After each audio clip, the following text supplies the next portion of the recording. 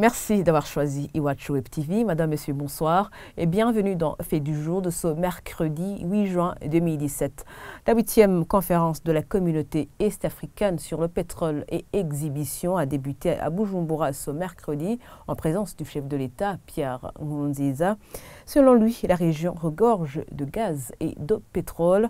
La communauté n'aura plus à importer si les pays commencent à les exploiter. Pour le ministre de l'Énergie et des Mines, comme Manela Kiza, cette activité permettra au Burundi de partager l'expérience avec les autres pays de l'EAC qui ont déjà découvert des quantités importantes de pétrole et de gaz. Le point avec Dorine Yungeko. Pour la première fois, Bujumbura abrite la conférence est-africaine sur le pétrole et exhibition.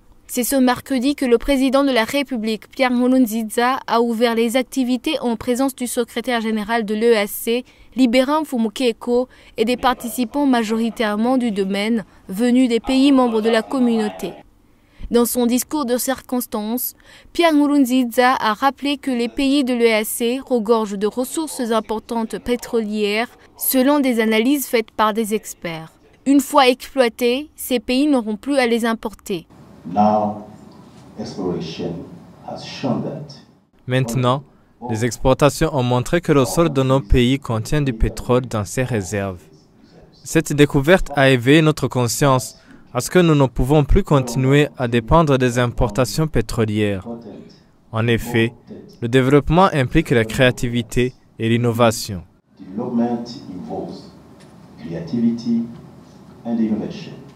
Selon comme Manela Kiza, ministre de l'Énergie et des Mines, le Burundi est encore au stade des recherches pour découvrir du pétrole et du gaz, alors que les autres pays sont à la phase des découvertes. C'est donc une occasion de tirer des leçons afin de rejoindre les autres. Aujourd'hui, on montre déjà qu'au niveau de la Tanzanie, on a déjà découvert pas mal de gaz, il y a beaucoup de gaz.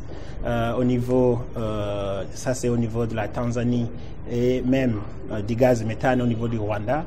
Et il y a du pétrole au niveau de la Tanzanie et de l'Ouganda qui sont déjà découvertes et en quantité très importante au niveau des barils qui sont déjà découverts. Au niveau de notre pays, nous sommes certes encore au niveau des recherches et c'est une occasion aujourd'hui qui nous est offerte pour que nous puissions échanger avec nos amis, nos partenaires, afin que nous puissions analyser comment ils auront fait pour pouvoir avancer jusqu'à ce niveau-là par rapport à nous, afin que nous puissions alors nous ressaisir pour des changements éventuels, que ce soit au niveau des partenaires avec lesquels nous travaillons, afin que nous puissions aussi avancer et pouvoir arriver au stade de découvrir effectivement certaines quantités de réserves au niveau du pétrole qui se trouvent ici dans notre bassin du lac Tanganyika. Cette conférence est-africaine sur le pétrole et exhibition sera clôturée ce vendredi. Son objectif est de promouvoir et démontrer le potentiel régional en termes d'exploration, de développement des infrastructures, d'investissement et de production dans le secteur pétrolier et gazier. Cette conférence sur le pétrole arrive au moment où le Burundi connaît une pénurie de carburant. À ce propos, le ministre de l'Énergie et des Mines, comme Manela Kiza, affirme que beaucoup de spéculations s'observent dans la commercialisation des produits pétroliers. C'est pour cela que son ministère a pris de nouvelles mesures, notamment la visite ce jeudi 8 juin dans toutes les stations-service et autres dépôts des produits pétroliers pour vérifier les stocks. On l'écoute.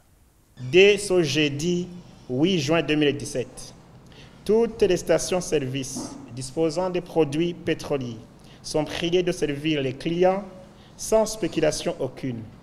La pose des écriteaux à l'entrée, fermée ou ouverte, reste de rigueur. Un entrepôt pétrolier ou une station-service qui sera surpris en disposition d'une quantité de carburant stocké clandestinement sera sévèrement sanctionné suivant la réglementation en vigueur au Burundi. Les gestionnaires de ces établissements pétroliers sont appelés à disponibiliser à tout moment leurs livres de stock ainsi que les outils de jaugeage. Les mesures antérieurement prises restent de stricte application. Et ce sont des propos recueillis par Sheila Irambona. Et voilà, c'est ici que nous clôturons ce Fait du jour. Merci de l'avoir suivi.